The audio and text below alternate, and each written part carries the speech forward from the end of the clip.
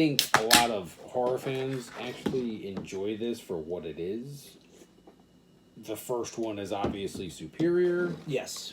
But growing up, seeing this at the video store, Return of the Living Dead Part 2, just bought the collector's edition. Cover. Yeah. We might watch this later over a couple of beers and get a couple good laughs. Well, it's like I said, that's the only sequel I feel that they tried. The problem is the first one was so... It was like awesome. The perfect thing. Like, because it was self-aware as being, like, a cheesy-ass movie, but, like, all of the, like, actors in it played it straight. You know what I'm saying? Yeah. Like, it was done like a legitimate, like, 1950s shitty horror movie. But like the way it came across, like again with the characters taking it seriously, just made it like the perfect movie, like the perfect balance. That their first Return of the Living Dead and Fright Night are my two favorite '80s horror films. Return of the Living Dead 2 was self-aware, but it was too self-aware. It was like a goof on itself. That's the fucking problem. Yeah, we were talking about before. James Cameron basically said that he knew that the script was shit, but they had fun doing it. And it's like, well, yeah. James Cameron. Not James Cameron. Oh, okay, James Cameron, okay. Yeah, a film by James Cameron. When the hell was he involved with Return of the Living Dead? That was Piranha 2, The Spawning. By the way, speaking of which, not to get off like the horror genre. No, we can talk about whatever. I'm just farting around. What is going on with the fucking new Terminator movie? I heard it's been fucking ruined by a certain topic. I'm not going to get into. I've been over it. No, I've been over it on my channel before. The like forced diversity thing. I'll give James Cameron the benefit of the doubt because Linda Hamilton is actually one of the first examples that I bring up of like female. Her and like Sigourney Weaver and like. Or, Ellen Ripley. Yeah. Or, like, Jamie Lee Curtis. Or, to name a few. Are, like, strong female characters. But there is sort of this, like, thing lately with, like, forced diversity. Like, even, like, in the Star Wars movies and shit. It's like, they did The Force Awakens. And Daisy Ridley is the main character. And everybody's fine with it. So it's like, great. Yay, victory for feminism. But then it's like, in the next one, that's not enough. But...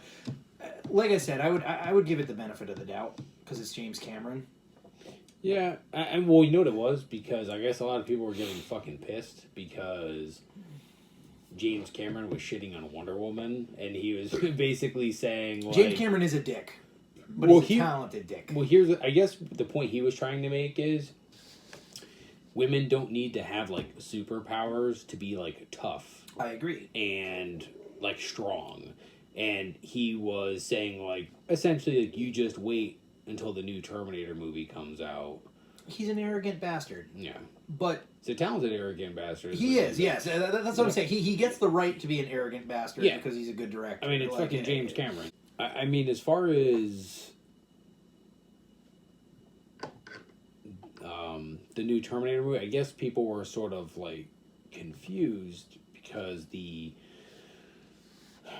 cover has, I forgot, she's like a nameless woman. There's Sarah Connor, and then there's a girl from, what's that fucking show on, I think it's like FX or AMC or Spike. Horror show? Was it Silicon Valley or whatever it is? It's like one of those like random shows. But the girl that's in it, who was also in Interstellar, like that, she has like short, kind of like bob haircut. I think she actually is a lesbian in real life. Okay, no, not who I'm talking about. She's cute. You're not talking about Catwoman? No, you're not talking about her. No. Anne Hathaway? Anne Hathaway, thank you. No. It's this other actress. But she's in it, but it almost looks nothing like her on the cover. It looks like she put on muscle, and her facial feature is more like masculine. And it's like, maybe she got a sex change operation. Well, that's kind of the thing. And, well, I guess one question people are asking is, well, where's John Connor in this reality?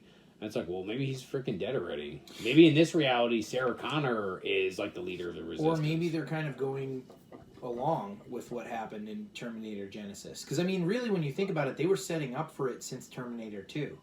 Where, like, Dyson is basically saying, because he's talking about, like, Cyberdyne and how they recovered, like, the arm and the chip from the first Terminator, and he's basically like, it progressed our work, like, so far. I mean, things that we never would have thought of. Mm-hmm. Like, you know, so it kind of, like, alludes to the idea that once they started screwing with the space-time continuum, that they kept altering reality. And that it would really just kind of go in waves until one side or the other won. Well, I feel like there's an infinite loop, so to speak, because you could always kind of keep going back and changing time. It's going to keep fucking things up, though, slowly but surely, or maybe in like a large Well, I mean, I scale. would assume that eventually one side would get the upper hand. I think inevitably Skynet's just gonna win in the damn series, and it's just gonna be That's how they're gonna end the series. They're just gonna be like, we were hoisted by our own petard. Or it's literally gonna be like a Terminator Genesis. At the very last scene, they're gonna like send Kyle Reese back again. Yeah. And it's just you're left to think that this is an endless battle. It's just gonna keep going for like. You know, it's an infinite battle. It's just going to keep happening because they're going to keep trying to go back, and one side's going to keep trying to alter it, and it's going to go over and over and over again. And did you ever read the like RoboCop versus Terminator comics? I did not. It was actually a pretty good series, but the way they had it was there was a point like more towards the like I want to say like middle where the future actually gets altered against the machines, and like as everything's starting to like dissipate and change, they send a Terminator back, and that Terminator that they send from this basically dying future, like in which the Terminators are all ceasing to exist, can alter the course so that it keeps going. And it happens again at the very, very tail end of the comic book, but the way they ended it was that last nasty little Terminator overshot its mark, and it winds up in like the prehistoric times, and it gets stepped on by a friggin' Tyrannosaurus Rex. I don't know. He gets destroyed? Yeah. It's just, and that's how the series ends. Like the one Terminator that they send back just like goes to the wrong time, and a fucking dinosaur steps on it. That's pretty awesome. Yeah, it was a really cool comic book series because it's sort of like the Terminators like. They're like they refuse to kill RoboCop. They find it fascinating because he's sort of like the bridge between them. Yeah. So I mean, there's like parts of the book where it's like they literally just have like Alex Murphy's head like just hooked up to all these wires and shit, and they're trying to create like kind of like a Matrix reality for him where basically like, you know, he gets to be normal and be with his wife and shit, but it's all cerebral, and he basically like snaps out of it and he goes like, no, you are junk, and then he becomes RoboCop again, and he just like shoots the fake vision of his wife and like everything. He's like junk, and then they, you know, he comes back and he's RoboCop. Such a cool. It was. I really gotta see if I can find Fucking Alex Murphy. Yeah, dude. Those movies were good. Dude, you know what something meant? Well, some of them were good. The remake, yeah, RoboCop 3 sucked. Mm-hmm. Ironically enough, that was the one that I saw in theaters when I was a kid. That was the whole point. Yeah. It was to broaden the audience. You know? Yeah. I mean, it was a good marketing ploy, but it was a piece of shit movie. Dude, trying to show the first RoboCop to a kid, they would be horrified. Yeah, it was fucking But- violent. See, the thing with the first RoboCop is, and again, it's kind of like a Return of the Living Dead deal, where like, you know, they nailed the atmosphere. It's a lot of it's satirical, like, you know, it has to do with like capitalism and like even like, you know, the media and just like the way it's a commentary on our own society, but it's done in such a like goofy kind of like almost funny way. Yeah. You're not really supposed to take it seriously. And even the uber violence, it's like, who could actually still be like on their knees going like, ah, when people are just like unloading shotgun shells, and it's like, dude, are you kidding me? Alex Murphy would have been dead after the first shotgun blast. Like that would have been it. He would have been, you know, it was so over the top.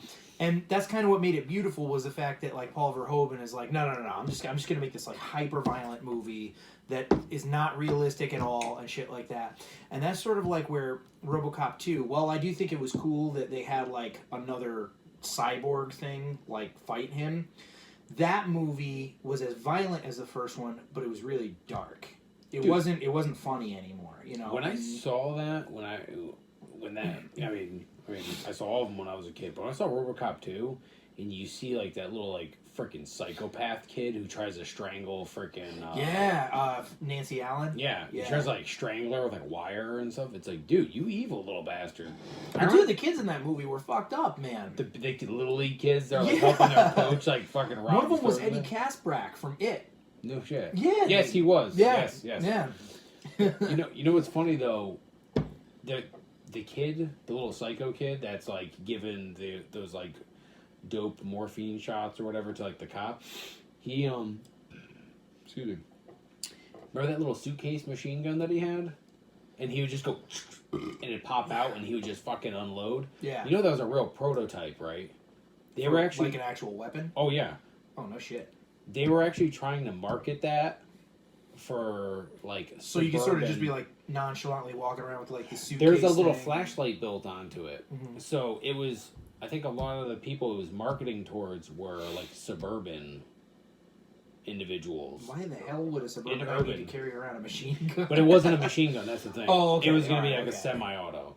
Okay. So basically what it was is, carry around, it's got a little light on it, but if you're about to be mugged, you could pop it into that gun. That's awesome. And literally just unload on something. That's awesome. Yeah. And I was like, that's pretty cool, man. Fucking